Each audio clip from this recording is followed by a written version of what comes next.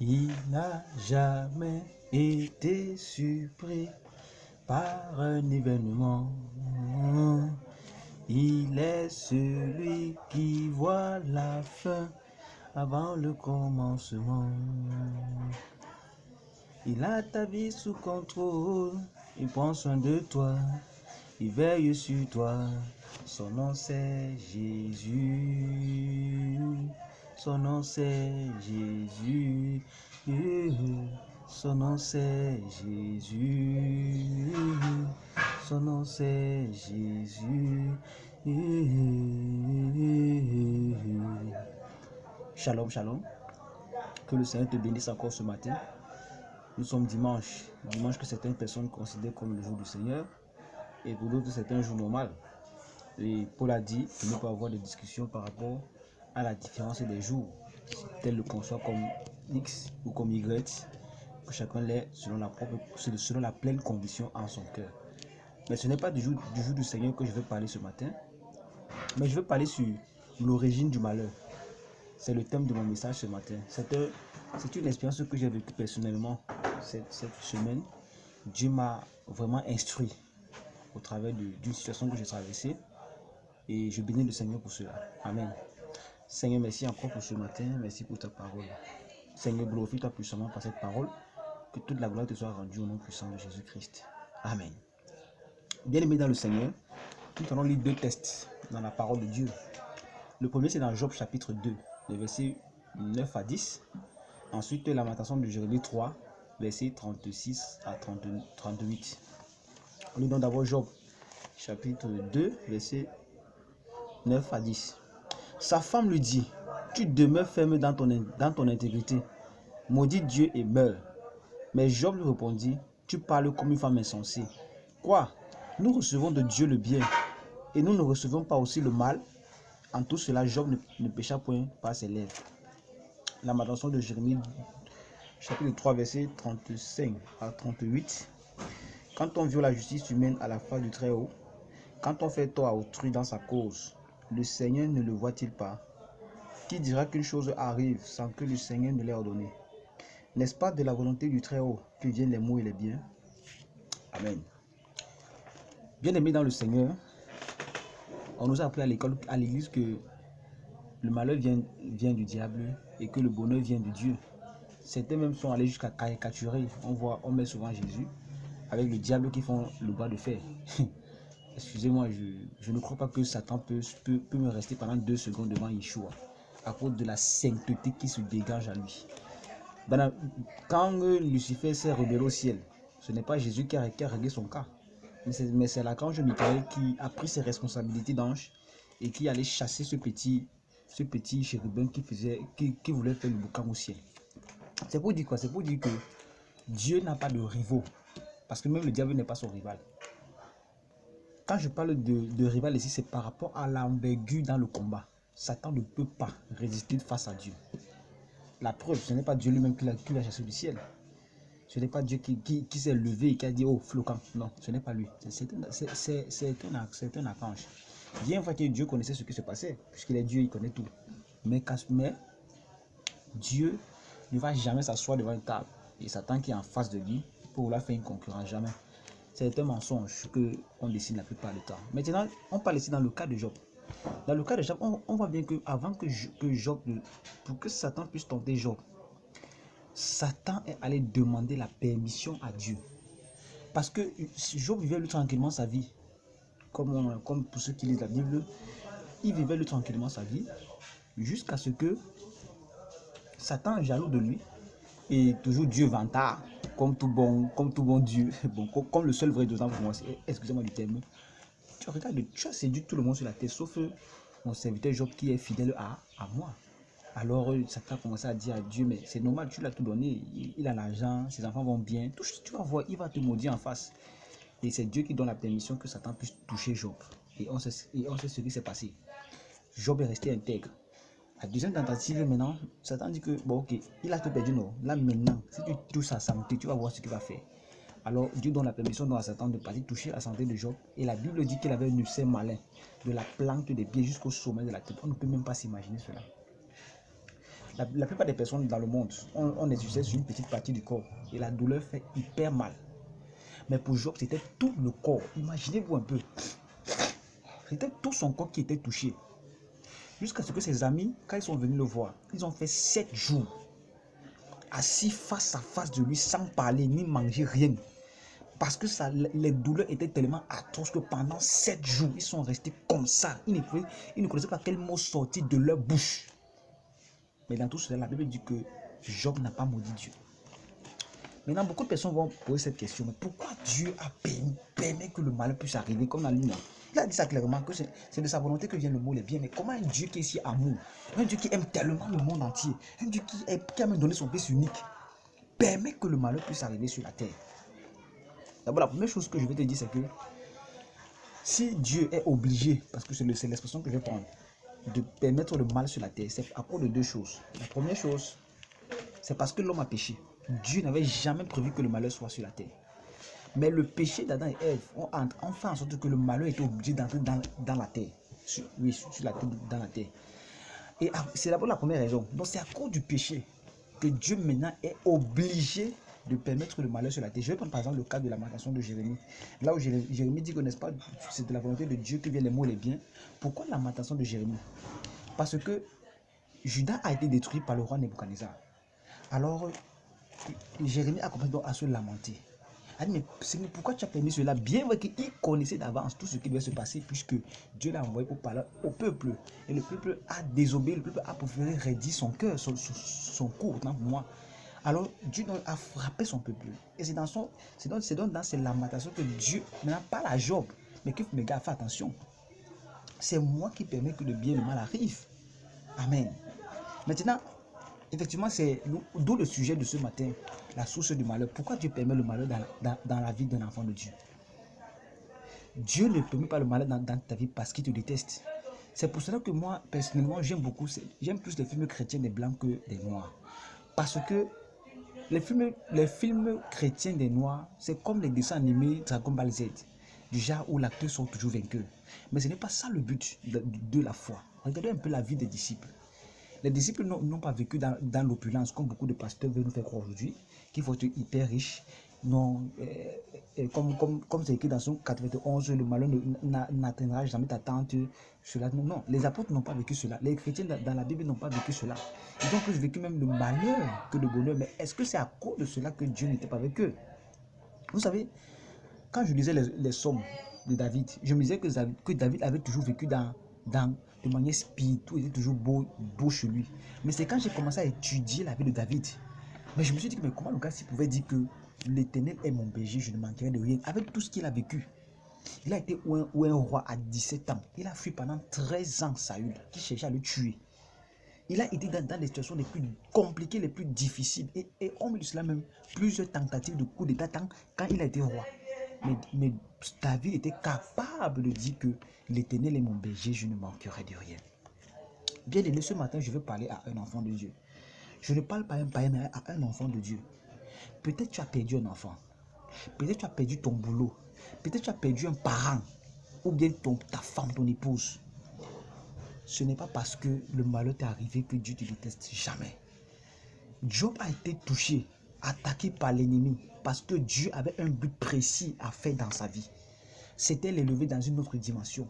Mais il fallait qu'il traverse certaines situations difficiles pour apprendre des choses, pour connaître Dieu dans une autre dimension. Et c'est la raison pour laquelle, vous lisez bien la Bible, quand il va finir de bavarder, de faire son one-man show, Élie va encore vouloir le reprendre, ils ne comprendront pas. C'est là où Dieu va intervenir. Et quand Dieu va finir d'intervenir, il va dire à Dieu que je reconnais maintenant que tu peux tout et que rien ne t'est impossible. Je parlais des choses que moi je ne comprenais pas. Mon oreille avait entendu parler de toi, maintenant mes yeux, mon œil t'a vu. Donc Dieu voulait se révéler à Job dans une autre dimension. Et c'est la raison pour laquelle il a permis que Job puisse traverser tous ces malheurs-là qu'il a pu traverser. Il n'a pas traversé parce qu'il avait péché, jamais. Parce que souvent, nous cherchons toujours les boucs émissaires. Non, le malheur m'arrive parce que voilà, il y a un péché, parce que c'est un lien familial, parce que bien aimé, non. Arrêtons parfois cela. Le malheur peut arriver à un enfant de Dieu. Mais la Bible dit que l'Éternel le délivre toujours. Mais maintenant, pourquoi le malheur arrive? Ce n'est pas parce que Dieu te déteste. Tu n'as pas perdu ce travail parce que Dieu te déteste. Ta femme n'est pas morte parce que Dieu te déteste. Ton épouse n'est pas morte parce que Dieu te déteste, mais parce que Dieu veut t'enseigner quelque chose de précis, de fort. Il y a un cantique que nous chantons beaucoup.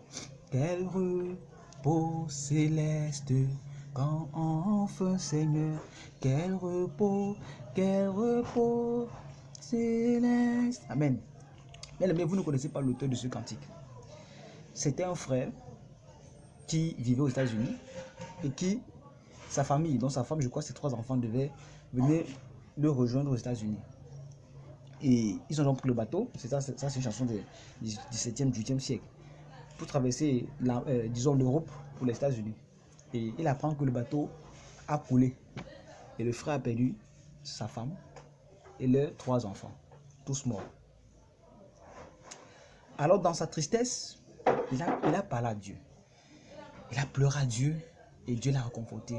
Et Dieu lui a donné et Dieu lui a inspiré ce cantique qui bénit beaucoup de personnes aujourd'hui, qui m'a béni personnellement. Quel repos céleste, quand enfin Seigneur, auprès de toi j'aurai ma place, dans les jours mauvais, de marcher avec foi, tout est bien, ma paix est infinie. Quel repos. Bref, vous voyez que il a fallu que le frère traverse cette situation difficile pour expérimenter l'amour de Dieu, pour expérimenter Dieu dans une autre dimension. Voilà pourquoi Dieu permet le malheur dans la vie d'un enfant de Dieu. C'est parce que Dieu veut t'amener dans une autre dimension, ce n'est pas pour te détruire. Souvent, nous avons la mauvaise attitude quand quelque chose nous arrive. On commence à chercher les boucs émissaires ailleurs. On commence à accuser le diable, à donner gloire au diable. Jamais. Job n'a pas accusé le diable quand il a été touché. Job a rendu gloire à Dieu. L'Éternel a donné, l'Éternel a repris gloire à Dieu. Bien-aimé, beaucoup de personnes aujourd'hui à la place de Job, tu perds tes enfants en un jour. Tout est bien en un jour, tu auras l'AVC. Mais Job n'a pas eu l'AVC. Job a eu la présence de l'Esprit à glorifier Dieu dans tous les malheurs qu'il a traversés. Mais nous, ce n'est pas ce que nous faisons. Quand quelque chose arrive à un enfant de Dieu aujourd'hui, il commence déjà à dire que c'est Satan qui est l'auteur. Pourquoi Dieu a permis cela? Bien aimé, nous avons un exemple vivant dans la parole de Dieu, qui n'est pas le Fils de Dieu, mais qui est un homme fait de chair comme toi et moi, né d'une femme, né d'un homme et d'une femme comme toi et moi, qui s'appelait Job, qui a vécu une situation plus difficile qu'aucun homme sur la terre n'a vécu, si ce n'est que Christ. Perdre tout en un jour et que sa chair a été touchée d'une manière extraordinaire. Mais jusque-là, Job n'a pas maudit Dieu. Pourquoi cherchons-nous toujours à maudire Dieu quand des malheurs nous arrivent, au lieu de chercher à comprendre l'enseignement qu'il y a par derrière? Vous savez, Dieu m'a enseigné par une situation difficile que j'ai traversée cette semaine et il m'a montré l'image de Jésus-Christ quand il était à Gethsémani. La Bible dit que quand Jésus-Christ a prié à Gethsémani, il a demandé que Dieu éloigne cette coupe de lui. Dieu n'a pas répondu. Et pendant que je m'étais dans cette histoire, le Seigneur m'a ramené dans la résurrection de Lazare. Dieu a dit, avant de rester Lazare, que Père, je sais que tu m'exauces toujours, car je sais que tout ce que je te demande, tu me le donnes. Même ça que je vais faire, ce n'est pas à cause de moi, mais c'est à cause d'eux. Afin que ceux-là qui sont incrédules sachent que c'est toi qui m'as envoyé. Il a crié, Lazare sort. Et Lazare est sorti vivant. Mais quand le moment de la crucifixion est venu, il a parlé à Dieu. Dieu n'a pas répondu. La Bible dit que sa sueur s'est changée en grumeaux de sang. Parce qu'il avait déjà peur. Jésus-Christ avait peur. Il savait qu'il était maintenant seul. Jusqu'à ce qu'à la croix, il a dit que Père, pourquoi m'as-tu abandonné? Bien aimé, on ne peut pas s'imaginer pour une personne que Dieu répond toujours. Et qui à un moment se retrouve seul face à son destin, comme on dit souvent. Et c'est ce que parfois il nous arrive. Dans cette situation, on a vu la puissante main de Dieu agir. Mais à un moment, Dieu ne répond plus. On est comme si on était seul. Amen. Et Jésus-Christ a vécu cela à la croix. Les gens l'ont insulté. On ne peut pas s'imaginer la pire honte qu'il a vécue, lui qui était le Fils de Dieu. Insulté par les hommes, insulté même par ceux qui étaient crucifiés à côté de lui. Si tu es le Fils de Dieu, descends alors. Et là, il cherchait un réconfort, mais il n'avait pas de réconfort. Job, dans son malheur, cherchait un réconfort. C'est pour ça qu'il a bavardé pendant plus de chapitres. Mais Dieu ne parlait pas. Pas parce que Dieu avait disparu. Pas parce que Dieu n'était plus là, frère. Oui, tu as perdu quelqu'un. Oui, peut-être tu parles à Dieu, Dieu ne te parle pas, mais laisse-moi te dire une chose. Même comme Dieu ne parlait pas, Dieu était là auprès de Yeshua. La preuve, quand il est mort, la Bible dit que quoi, qu'il y a eu un tremblement de terre. Le rideau du temple s'est déchiré en deux. Il y a le ciel était noir partout sur toute la terre. Et à cause de l'attitude de Yeshua, à cause de ce qu'il a traversé, le centenier romain a dit que cet homme est vraiment le Fils de Dieu. Il a reconnu Yeshua comme étant le Fils de Dieu. Voilà où Dieu a manifesté sa présence. Bien aimé, le malheur n'est pas là pour te détruire. Mais le malheur est là pour te transporter dans une autre dimension avec Dieu. Écoutez, on expérimente plus Dieu dans la souffrance que dans l'abondance. C'est quelque chose que personnellement j'ai vécu plusieurs fois. J'ai aimé le témoignage du pasteur Karambiri quand il a été guéri du Covid-19. Suivez son témoignage. Il dit que c'est dans cette maladie qu'il a expérimenté Dieu plus que toutes les années avant. Frère, c'est une pure vérité. Je n'ai pas dit qu'on a demandé le malheur à Dieu, jamais. Ce n'est pas ce qu'on dit, la Bible ne l'a jamais dit. Job n'a pas demandé le malheur à Dieu. Non. Et aussi vrai que je suis enfant de Dieu, ma vie est cachée en Yeshua. Et Jésus-Christ a dit ceci, ne craignez pas celui qui peut tuer la chair, mais craignez celui qui peut tuer l'âme et le corps. Ça veut dire qu'on n'a pas le droit de craindre Satan, mais on doit craindre plutôt Dieu. Mais aujourd'hui, les gens pensent que dans la vie chrétienne, c'est que tout est speed. Tout va toujours bien. Non, tu as le travail qui est là, tu es la tête et non la queue. Donc aucun malheur ne va atteindre ta tante, bien-aimée. Ce n'est pas comme nous pensons. Les apôtres, l'apôtre Paul est allé prêcher dans une ville, je crois que c'était Philippe. Ils ont même chassé le démon sur une femme qui avait l'esprit de Python. Après cela, en principe, on devait leur donner beaucoup d'offrandes parce que vraiment, ils ont fait un grand miracle.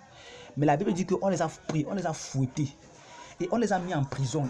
La Bible dit qu'ils étaient liés les mains et les pieds. Donc ils étaient liés les mains et les pieds. Et on les a fouettés dos nus. Donc imaginez la douleur qu'ils avaient sur le dos. On a tous vécu cela. Quand le dos veut te gratter, aïe, tu es même prêt à donner tout ton argent pour qu'on gratte ton dos, pour que ça te soulage. Mais les frères n'avaient même pas la possibilité de gratter le dos. Maintenant, qu'est-ce qu'ils ont fait dans l'attitude? Ils ont commencé à louer Dieu. Ils ont commencé à louer Dieu, à louer Dieu. Ils ne sont pas lamentés, ils ont loué Dieu. Et pendant qu'ils ont loué Dieu, la Bible dit qu'il y a eu un grand tremblement de terre. Et toutes les portes des prisons se sont ouvertes. Boum! Instantanément. Dieu s'est puissamment glorifié dans ce malheur qu'ils avaient. L'attitude que tu dois avoir quand tu traverses ce malheur, tu dois glorifier Dieu. Tu dois rendre gloire à Dieu comme Job a rendu gloire à Dieu. Oui, pourquoi toujours recevoir le bien de Dieu? Pourquoi ne pas aussi recevoir le mal? J'ai perdu telle chose, j'ai perdu telle chose. Que le nom du Seigneur soit glorifié. Parce que ce que Satan veut, c'est que tu insultes Dieu. C'est que tu lui dises à Dieu, pourquoi tu as permis cela? Comme beaucoup le font, frère, répands-toi. Dieu n'a pas permis parce qu'il te déteste. Même si tu ne comprends pas ça maintenant, tu comprendras ça un jour.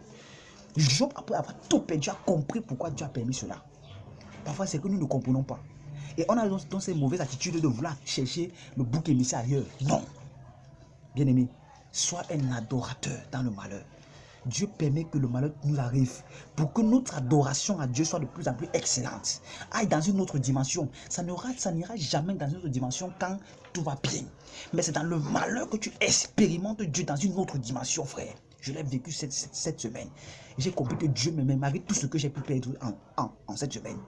Donc si tu expérimentes Dieu dans le malheur, si tu le glorifies dans le malheur, tu vas voir sa gloire s'éclater dans ta vie. Ne sois pas comme le peuple dans le désert qui passait son temps à murmurer au lieu de louer Dieu. Et à cause des murmures, ils ne sont pas entrés dans la terre promise. Beaucoup de personnes n'entreront pas dans leur bénédiction parce qu'ils passent que le temps à murmurer, à murmurer. Frère, arrête de murmurer, répands-toi, soeur, arrête de murmurer, répands-toi. Tu n'es pas marié à 36 ans, Dieu seul sait pourquoi. Tu n'as pas d'enfant, Dieu seul sait pourquoi. Tu n'as pas de mariage, Dieu seul sait pourquoi. Tu n'as pas de travail, Dieu seul sait pourquoi. Ton salaire n'augmente pas, Dieu seul sait pourquoi ça n'augmente pas. Aussi vrai que ta relation est vraie et est sincère avec Dieu. Dieu prépare quelque chose de meilleur pour toi. Mais il y a un enseignement derrière toute situation difficile qu'on traverse. Et tu dois accepter cet enseignement-là comme Job, comme tous ceux dans la parole de Dieu l'ont accepté. Sois un adorateur quand tout va mal. Et tu vas voir la gloire de Dieu dans ta vie. Que le Seigneur te bénisse ce matin. Que le Seigneur te console, toi qui traverses des moments difficiles. Dieu ne t'a pas abandonné. Même si tout semble être noir devant toi, comme Jésus-Christ à la croix. Même si c'est que tu penses que Dieu t'a abandonné, non, Dieu est là. Il va puissamment se glorifier dans ta vie. Et je prie que cette parole te reconforte dans ta situation difficile, te donne la force d'avancer, de ne pas abandonner la foi comme certains. Non, tu dois glorifier Dieu parce que Satan veut qu'on ne le glorifie pas. C'est pour ça qu'il a endurci toutes choses. Il ferme les portes, les finances et tout. Mais nous, gardons la foi. Nous sommes des soldats. Soyons debout. Disons à Satan, tu es menteur. Ma foi, tu ne peux pas voler. Touche ma chair. Vole tout ce que tu veux. Mais mon cœur à Jésus, tu ne peux pas le voler. Que le Seigneur te bénisse ce matin. Shalom. Shalom. Shalom. Shalom.